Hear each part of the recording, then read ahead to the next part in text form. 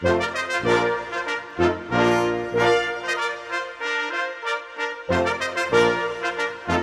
Christmas, to get it right, you have to let the finances lead. Say to yourself, how much money do I have to spend this Christmas? Then work out the best Christmas you can have on that amount of cash. Do a budget, get it right. It means Christmas will be a nice day, but you won't have a miserable New Year.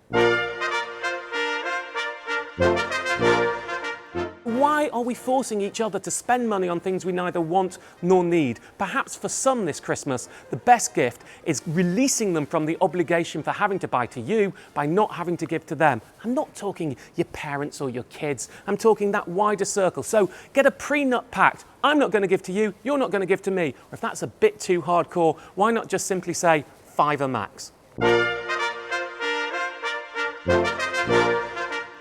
The shops know they want to attract in new customers, but they want to do that without cannibalising their walk-past trade. How do they do it? There are two new methods. The first is 1 day or 2 day sales, 30% off everything. The second is discount vouchers on the internet that you can click and print. So this is what you need to do. You need to monitor when those sales are, monitor when the vouchers are coming out, and have your list ready. Know what you want, know where you want it from, and the second that they've got that sale on, pick up your voucher or go into the store and buy it at the cheap price. Forget this retail hypnosis that a higher price means better food. A couple of years ago, I ran 2 parties for nurses. I don't think there's anything salacious here. It was for a television programme, an experiment. One of the parties was highest brand of everything. One was Downshift Challenge, dropped 1 brand level, and we did all the food and decorations a brand level lower. We got the nurses in. They didn't know which was which. They had a sheet for every different element. We asked them to score which was going to be better. The cheaper one won! Whatever supermarket you're in, simply choose the product that works for you. Why not try before you buy and not let them hike up your Christmas costs? I'm not a fan of borrowing at Christmas. You're far better off to have a debt-free New Year than to have a wonderful Christmas day but be in hock for it. So one method to help slightly is if you have a clear credit card and you were to spend on it in December, if you paid it off in full in January, you wouldn't pay any interest on it. That enables you, if you haven't saved up for Christmas, to spend some of December's income and a little bit of January's income on it. Because after all, we can't afford to pay for Christmas out of 1 month's salary. The best way to do it is save up in advance. If you can't, spread it into January. Otherwise, try not to borrow for the year ahead. If you really had to, get yourself a 0% credit card. They're available for up to a year. Crucially, on new spending we're talking about. Spread the cost over a year, but make sure you calculate the repayments that you can afford to clear this Christmas before next Christmas. Better still though, don't borrow.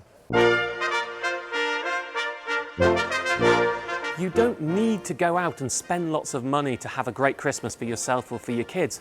Kids especially are not retail snobs. They don't value your love based on how much you've spent on them. A classic example of a wonderful, creative, cheap gift for kids. Get yourself a massive box. Get some balloons, blow them up, fill it, squash them in inside, put the lid on top, put a big ribbon around it, and then when they open it, they'll bounce and break the balloons they will absolutely love every second, and it only costs you a couple of quid. Though I should say, as a quick safety warning, never leave kids unsupervised with balloons, because if they swallow them, they can choke. But getting them in there, playing when you're there, fantastic present, they'll remember it forever, and it won't break your pocket. It's said more people buy perfume or aftershave on the 24th of December than in the entire month of August. That is, of course, because it's a great last-ditch present.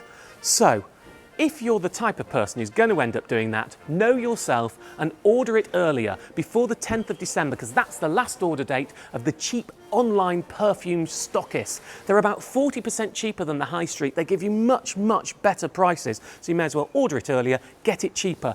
And here's an extra special tip for you if you're really short on a budget. Quite a few of them sell testers or sample products. Now they come unboxed. You wouldn't want to give unboxed, of course. So this is what you do. The saving that you have from buying the sample, you then go, you buy a box, a nice pretty one, you put the perfume in there, you put the lid on top, you tie a ribbon around it. It's much cheaper overall, and the person you're giving it to thinks you've made a special effort. my top tip would be, wherever you shop, you should always have a benchmark of what you want and know how cheap it can be. If you go to the high street, it's going to cost you 50, 60 quid more. Well, maybe you will want to shop online or go and find another cheaper shop. Now, shopping robots are a great way to do this. Too many people just go to one retailer online, return its prices and go, oh, that's all right, I'll buy it. This way you can go to 20 or 30 in the same amount of time. Has to be said, they're not perfect. You have to be careful that they don't put most popular rather than cheapest price on there, and watch for their adverts, as they are commercial websites that would like to direct your traffic sometimes to where it's most profitable for them rather than for you. But if you use them right and think of them as a tool, you should be able to find a really cheap price at speed. If ever you need to cut down on the amount of money you're spending, why not suggest you do a Secret Santa with work colleagues, a group of friends, or even all the kids at your child's school to cut down on the cost? What you do is quite simple. You put every name in a hat, someone draws out who they have to give a gift for. There's always a price limit set, maybe a £5. If you want to be generous, go for a £10.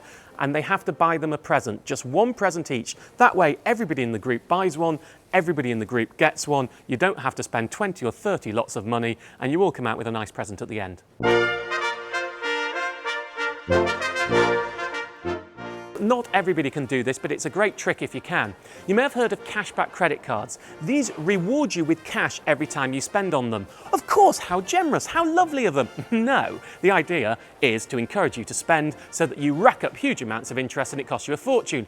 But simply follow the golden rule, which is you set up a direct debit to repay the card in full every month, and you'll never pay a penny of interest.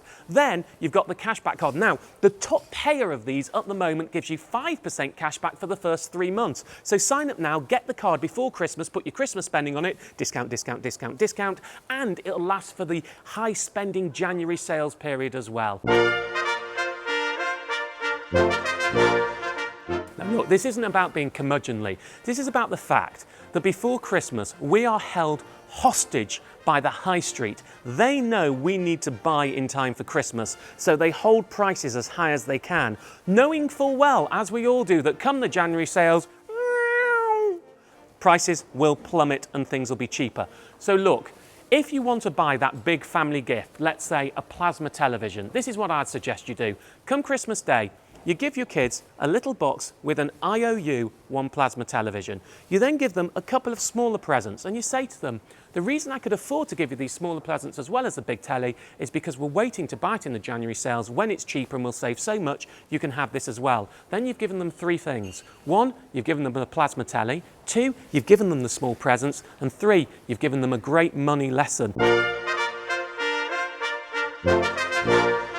Years ago, when I first started out being a money-saving expert, I was asked to come up with a mantra that would stop people's impulse when they're out spending, whether it's at Christmas or throughout the rest of the year.